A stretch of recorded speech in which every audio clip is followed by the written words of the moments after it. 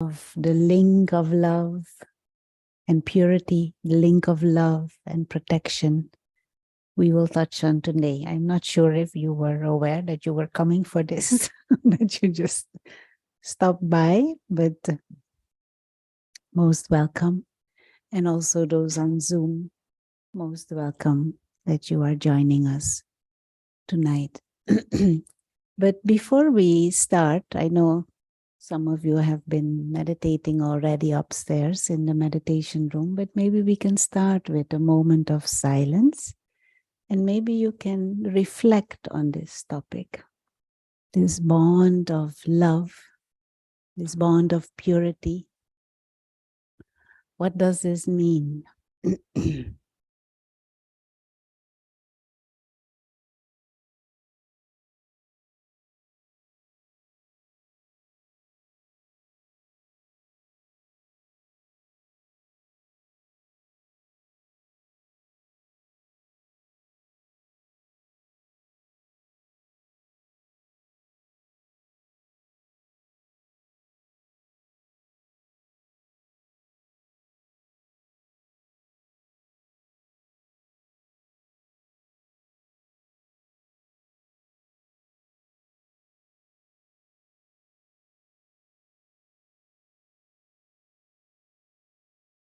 Thank you. There are some things that many of us long for, regardless of our cultural background, regardless of the age group we are in, regardless of the educational background or social status. There are certain things that we all long for, look for, or happy for if we have them. And what is interesting is that if you travel or if you come across a variety of people or go to different countries, they all look for that same thing or long for that same thing or are happy if they have it. You know what those things are? Many times we are so focused on what separates us or what the differences are between us or between different people or between different communities or between different groups. But there are some things that we have in common. And those are things, one of the things that we have in common is we are longing deep down for the same things all over the world. You know what those things are? Happiness, love,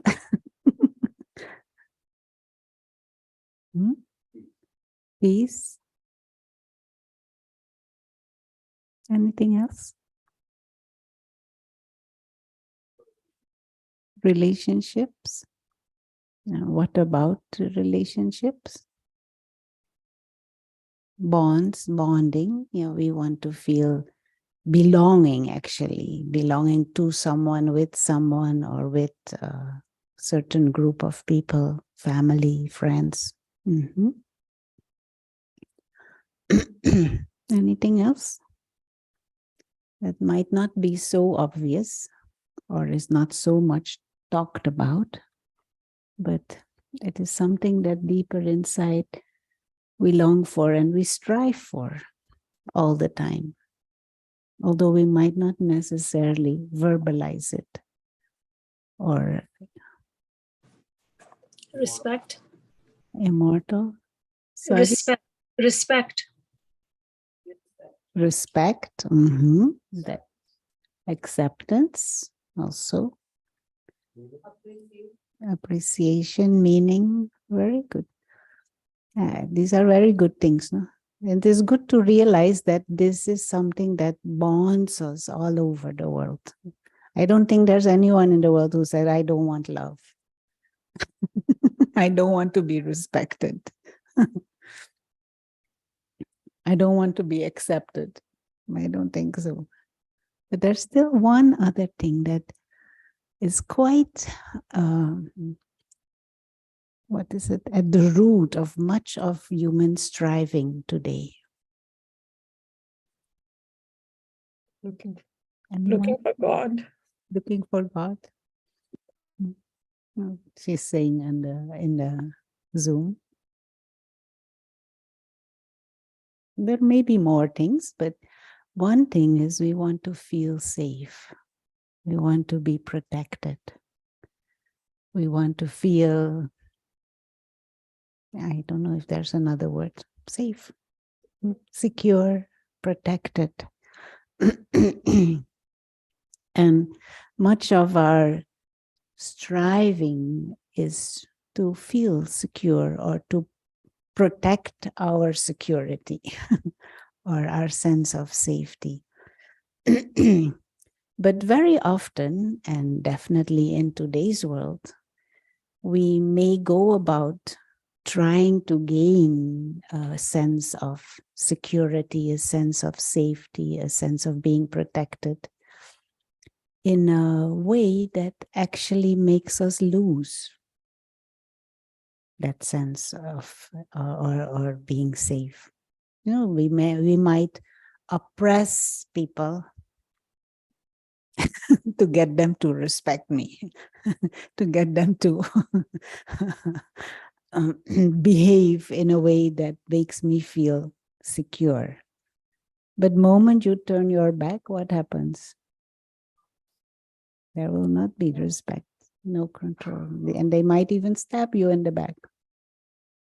I'm saying a bit gross, but many times we do things which actually deeper down have the opposite effect than what we long for. And that is because one reason why is because we're not understanding deeper dynamics and deeper laws of life and of human behavior. And one of these is this law that is called the law of karma, the law of action. And in essence, simplified said, it means what you sow is what you reap. No, so if you sow distrust, what will come back to you? If you sow oppression, what is it that what will come back to you in the long run? Now, and there is another side to this. And I'm talking to myself also. I'm not saying these things because I'm mastering it, but because I'm reflecting on it and I'm doing my best to experiment with it. Is at present day, our world culture is such that we have created a culture of desiring, a culture of demanding, a culture of expecting, a culture of taking, a culture of needing. And we can label, put on nice label, and we can cover it nicely. But deeper down, very often, that is our deep inner positioning or our inner attitude. I need, I want, I desire, I expect, I demand. And someone very early in my spiritual journey told me something repetitively, and it stick. The laws of life are such that it is better not to desire, but to deserve. If you're deserving for respect, it will come to you. If you're desiring, you're trying to get it and it might elude you. But so instead of focusing on what I'm getting, focus on, am I internally beautiful enough to get it? So in this whole discussion on love and purity and protection, These are two things that are very useful to reflect a bit more deeply on and look at yourself internally. Okay, I want love. Am I beautiful enough? And beautiful enough, I want love. Can I give love? I want to be protected. But what makes me, my life, worthy to be protected? If I, if my existence is colored by actions whereby I am at least aiming to be useful for myself and for others, then that is worth protecting, isn't it? I myself will feel I should protect myself. But deeper laws in life will conspire to make you continue to do things that are beneficial for others. Not just a simple example. If you have some chocolate and there are two children, and one says, give me, give me, give me, I'm very hungry, give me, I need. And the other one says, yes, give to him. Yes, give to him. To whom will you want to give? To whom your heart will feel I should give. A simple example. Almost like instinctively, your heart goes towards the one who is selfless. And it is nice to experiment in your life with this thing. In moments when we are truly selfless, in moments when we are truly even able to bring benefit to others, even if it brings me some discomfort. In moments when I'm able to do that, as if life protects you, things come to you. Through people, through situations, through things. But when I am a bit greedy or selfish, I buy too much, waste too much money, some problem somewhere comes. And so, but this requires a certain sincerity with myself, and also this attention on self, reflecting and sincerely reflecting. What are my deeper intentions? What is my deeper attitude? Now, in this whole discussion on link of love, purity, protection, there is this beautiful festival called Raksha Bandhan that is celebrated widely in the Hindu traditions. And it is a festival where the love of brotherhood is celebrated. There are many rituals and customs around it, and some of you may be familiar with it.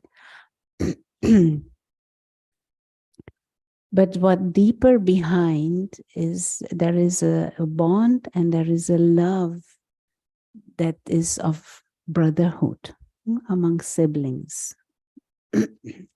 And that love is celebrated, and then one sibling, the sister, as if promises to live virtuously, and the brother promises to protect her virtue, to protect her honor. And that becomes like a bond of love and purity, because she vows to live virtuously. Virtuous means with values and with principles. And of course, it becomes a festival, and then there are rituals, and we sometimes forget the deeper meaning of all of these things. just like many festivals, we forget the deeper meaning of the festivals, and it just becomes a party with gifts and drinks and music and food and dance and sing and meeting and greeting. But all these festivals have a deeper meaning, and this is a very beautiful meaning. Now, within the Brahma Kumaris, we take it at a deeper level. And here is the understanding that actually we are all spiritual beings, souls. We are not this physical body. We are not this human personality. This is something that we play out for a temporary period. This is a human experience, but we are spiritual beings. And spiritual beings, unphysical, beings of light, beings of consciousness who are in this body for a temporary experience, souls or spirits. There are many names to indicate this being of consciousness. For example, this mouth is moving now, and there is a sound coming from this mouth. But the sound doesn't belong to the mouth. The ideas spoken do not belong to this mouth.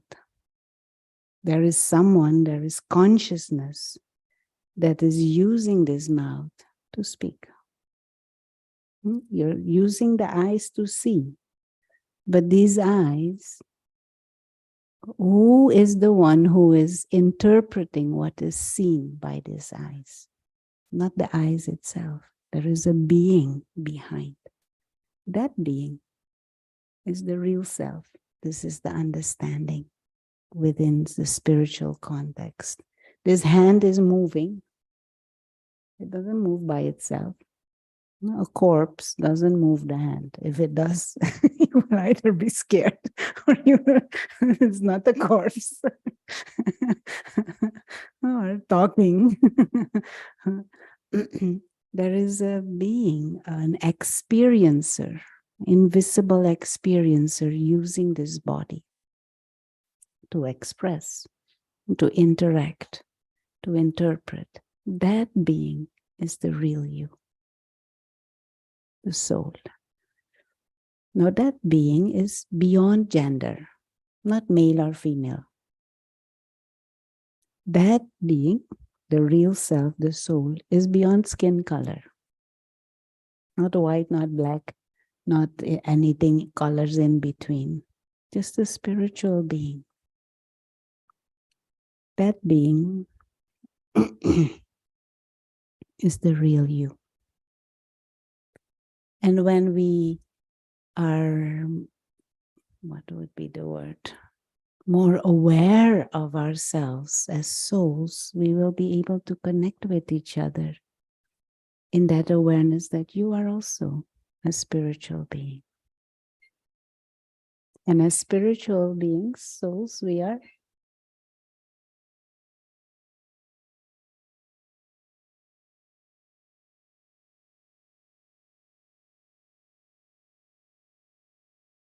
are not separated by culture or race or religion or wealth or education even. We are all spiritual beings playing a part. And deeper behind is we are one family of souls. And so this concept of brotherhood becomes a spiritual brotherhood. We are all souls, brothers, one family. And so if there is that awareness, like that, we're all brothers.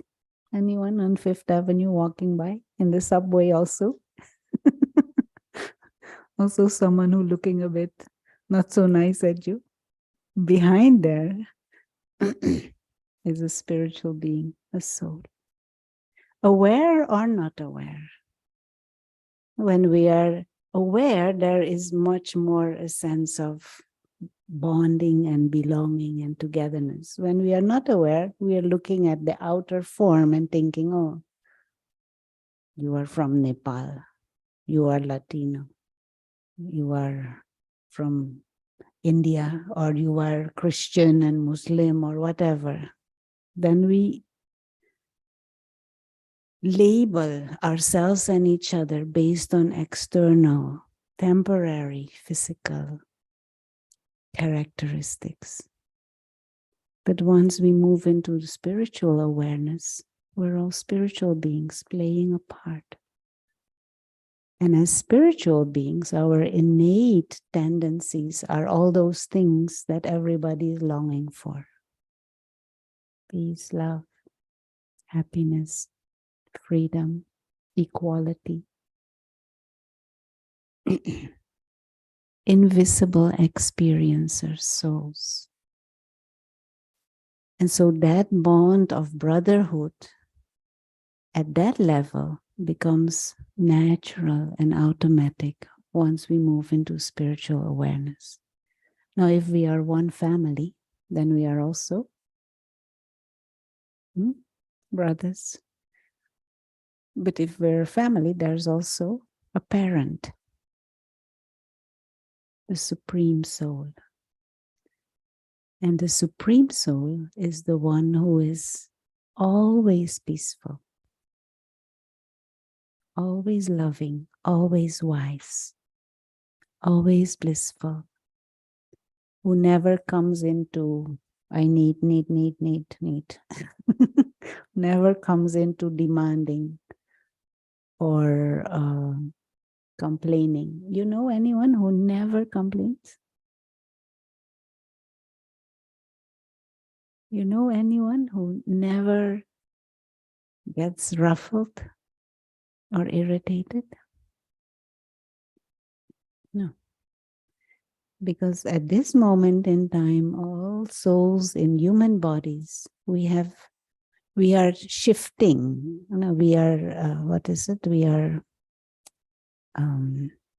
oscillating, is that the word? Oscillating between spiritual awareness or physical consciousness. We call it body consciousness. Identifying with what is limited.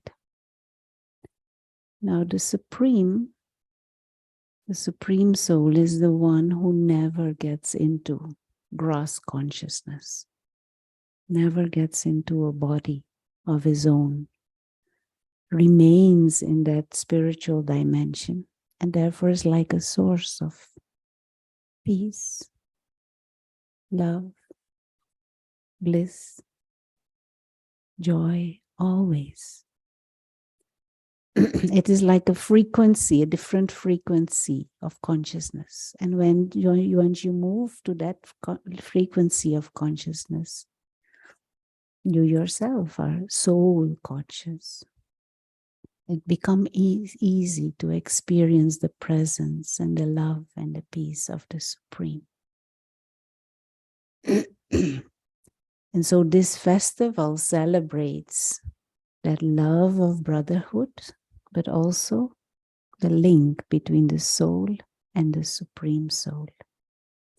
And if there is that awareness, that feeling of relationship, that feeling of bonding, then there can also be this promise, okay, let me drop some of my not so beautiful tendencies. Let me drop my ego. Let me drop my whatever, some weakness that is there. And once you let go of some selfishness, you're as if invoking this protection. You're becoming worthy of being safe.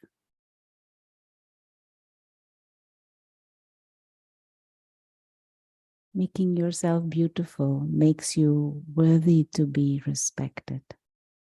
Making yourself, so we all want to be what is the easiest way? Let me say it. What is the easiest way to make people respect you?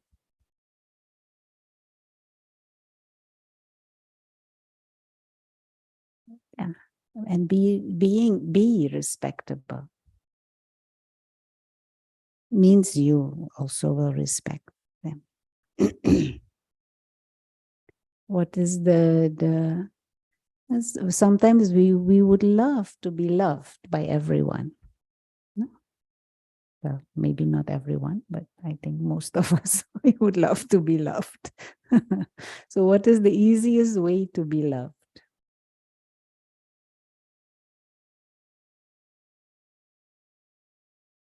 Mhm. And be lovable. Is this too simple?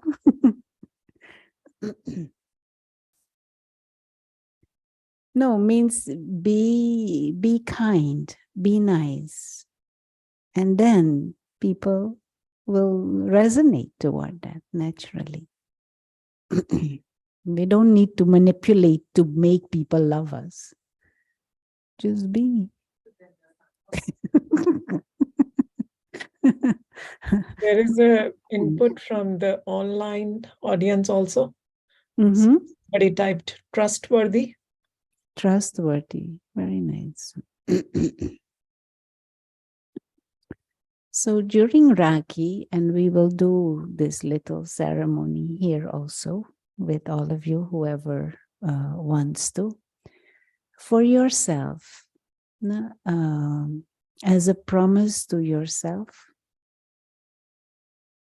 to reflect deeper on this consciousness of the self as a spiritual being, as a soul. And if you want to be loved, be lovable. If you want to be protected, be worthy of protection. And one easy way to do that is to forge that relationship with the Supreme, this connection, this link with the Supreme. You know, company, there is this saying, company colors, or a company influences us. So your parents, they look who are your friends because they know friends. And friends, and these day company is YouTube and Instagram. But the quality of the company you keep, it strengthens, it emerges certain things within you. So the company of the Supreme Soul reinforces your own peace, your own lovable nature, your own respect-worthy nature, your own peace, your wisdom. And so when you invoke that the Supreme Being through your thoughts, through remembrance, you're as if emerging, strengthening your own higher nature. Because if you think of some, someone was saying this morning, my head is full of rubbish. My head has been a dustbin. I said, what happened? She said, I have been listening to some funny, violent stories and I couldn't sleep all night. So she has listened to something. She has taken the company of some violent stories and it made her restless and sleepless all night. So whose company you want to be in? And physical company, sometimes we don't have choice. You don't have choice who is your colleague at work, unless you are boss. But if you're not, you don't have choice necessarily.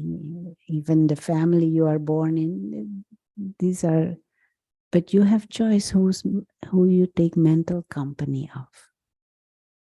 who you remember in your mind, where you connect your thoughts. So this link of love and purity, if you have courage, anyone wants to? Very good. So in the tradition, what we do is we sit in front of each other. So we will put a chair later. And we sit in front of each other, and you're practicing reflecting on yourself as a spiritual being, a being of light. And you're directing your thoughts, your feelings towards the Supreme. And you share those feelings through the eyes with the other. The feelings of peace, feelings of brotherhood, feelings of love. We are both souls, spiritual brothers. And there is a little bracelet, which I will show you just now when it comes. A little bracelet that is tied. Whilst you're exchanging those thoughts, first of all, you're connecting to the Supreme, and through the eyes, you're exchanging, and the bracelet is tied. And the bracelet is a symbol of soul and Supreme Soul. It's a point of light. And then you'll get it if you want to. If you don't want to, you just say, I don't want the tilak. It's a little sticker. You may have seen it in some cultures. They have either a red or a different color stickers here, which is originally a memorial of the soul. Now they just put a dot or some fancy whatever sticker, but it is originally a memorial of the spiritual being that we all are, a sticker. And then you go to the next chair, where Sister Ines will be sitting, and she will also share with you in remembrance. We call this remembrance, and we call it also drishti, remembrance of the self as a soul, connecting with the Supreme, and those feelings, sharing them through the eyes, seeing the other as soul, as brother. She will give you a blessing and something sweet.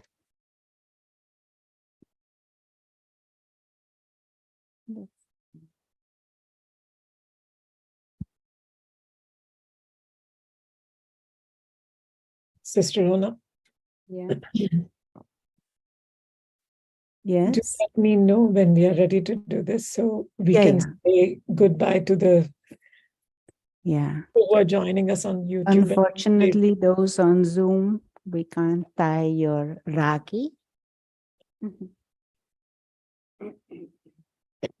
So this is the Rakhi. I don't know if those on Zoom can see. This is the bracelet. And it, on your right wrist, that is part of the tradition. We tie it, and this is the point of light. And this is yours. You can have it. And let it remind you. And in this sharing of the drishti, if you feel comfortable with it, also make some promise of purity.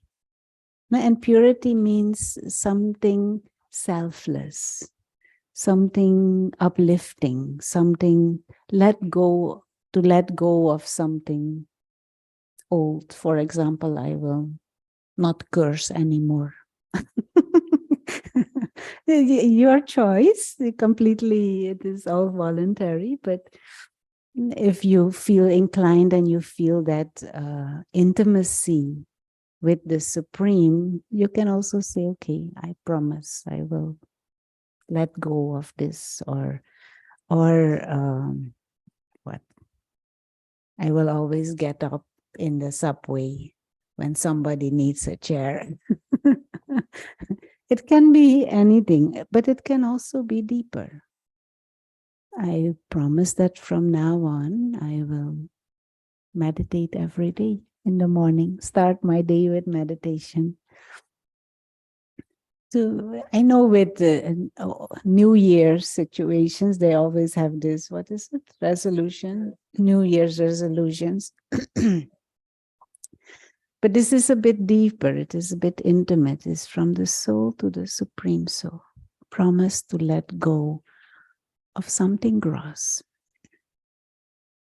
And this is one reason why I really love the Brahma Kumaris. Is in any culture, there are many festivals and traditions, but things have become very gross. But with spiritual knowledge, you can understand the spiritual significance of everything. And then the celebration becomes not something external. It is something internal, even though you may have some symbols or some tokens or some gifts, but the real celebration is internal. You're waking up your own higher nature.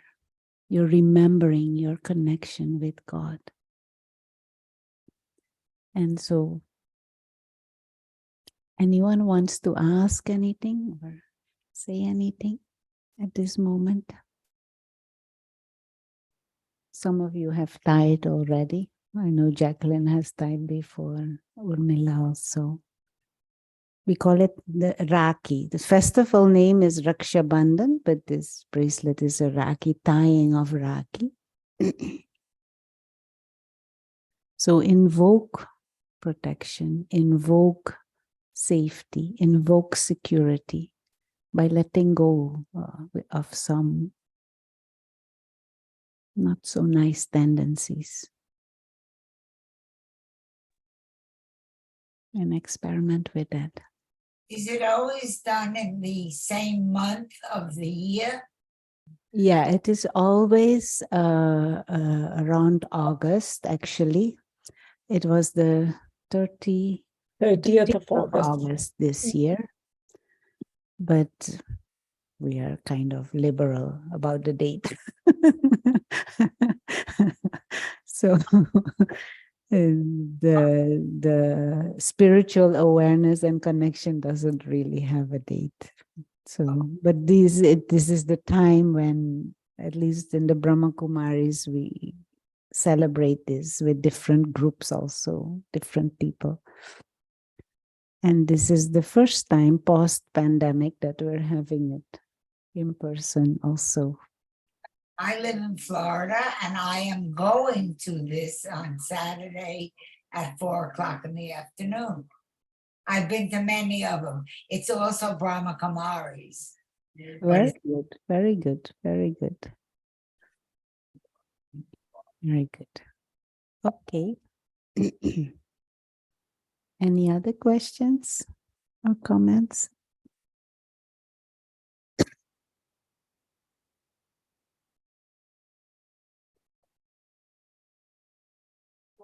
But just one moment, you will mind putting so that Hi. they can hear?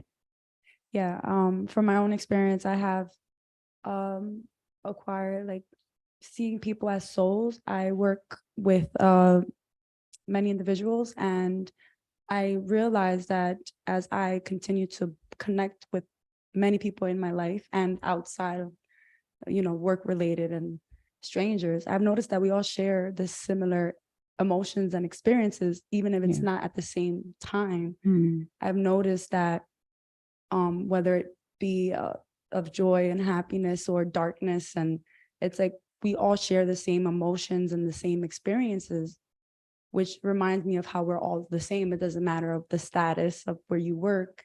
And often when people meet, they're like, where do you work? And I'm like, why do you want to know? Because it's like, we're more than just our job. Yeah. So this is like a prime example of like how we are all equals. Doesn't Yeah. matter the status of Yeah. where you live and where you work and what you do, but of the fact that we all experience the same things. Yeah. And we can all Very learn good. from each other. Yeah. So I've realized that we're all like, so you guys talking about being souls, it really resonates with me because that's the way I view the world now. Very good. Yeah. So it's amazing. It really resonates with me. So yeah. Seeing and relating to the invisible behind the visible. Yeah. which is nice. So right here now, there are different faces, different hairstyle, whatever. But behind there is a spiritual being, my brother, which is quite a nice feeling to walk down Fifth Avenue with. All are my brothers, invisible beings of light, regardless of the behavior. Okay, well, for those who are on Zoom,